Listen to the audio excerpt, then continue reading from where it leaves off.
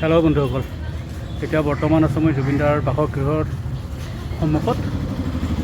তো জুবিনদাৰ নশ্বৰ দেহ আদৰিবলৈ ইয়াত হাজাৰ হাজাৰ মানুহৰ সমাগম হৈছে। তো দেখুৱাম আপোনালোকক, চাই থাকিব।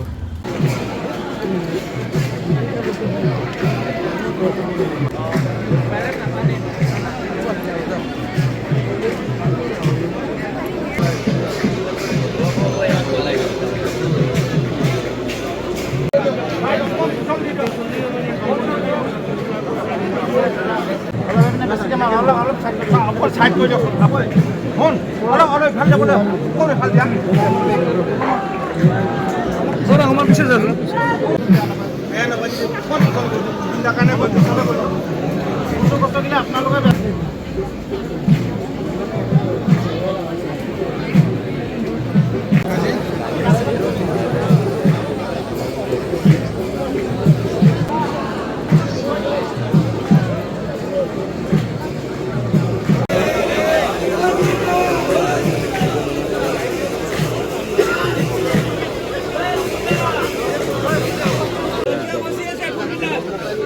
ৰাস্তাটো গোটেই ফুল দিছে আহি পাই আমি ইয়াতে গলমান ভিতৰত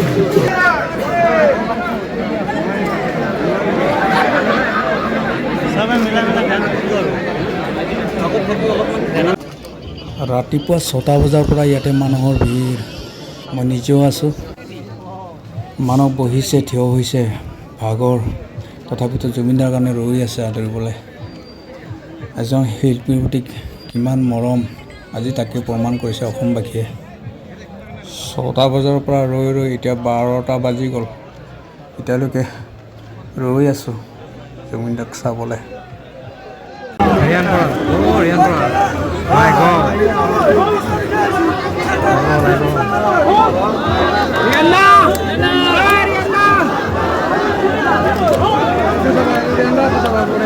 নেক্সট যেতিয়াও মেটচ চেঞ্চুৰী লাগে আমাক।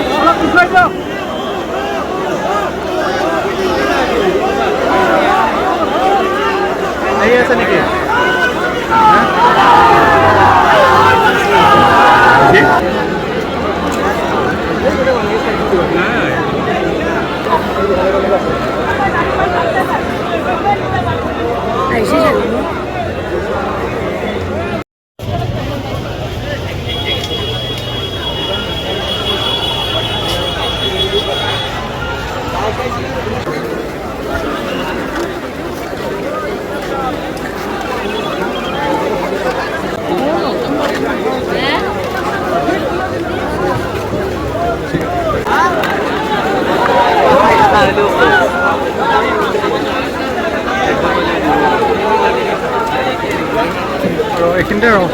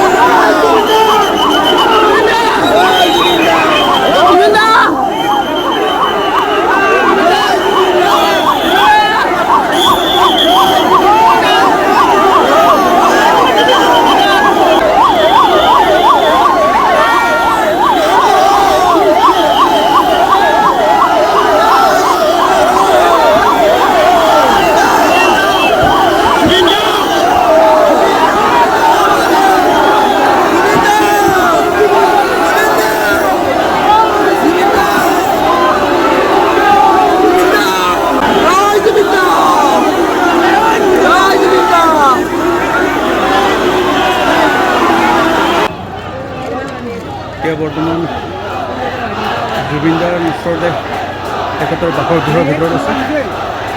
তো তেখেতৰ পৰিয়ালৰ যিবোৰ কৰিবলগীয়া কাম আছে সেইবোৰ কৰা হ'লে তো তেখেতক আকৌ ইয়াৰ পৰা সৰুসজ্জা নিয়া হ'ব। তো আছোঁ তেখেতক বাসগৃহৰ ভিতৰত চাই থাকোঁ, আপোনালোকে চাই থাকিব।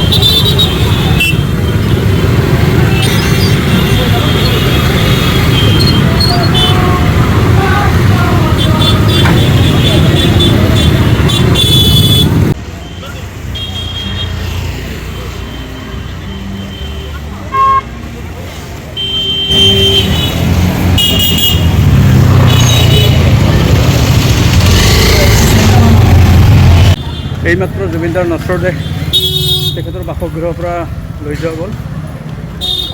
শুনা পোৱা মতে হয়তো সৰুসজ্জালৈকে লৈ যাব। তো চাওঁ, চেষ্টা কৰি যাব পাৰোঁ নে নোৱাৰোঁ সৰুসজ্জাই। গ'লে নিশ্চয় দেখাম আপোনালোকক।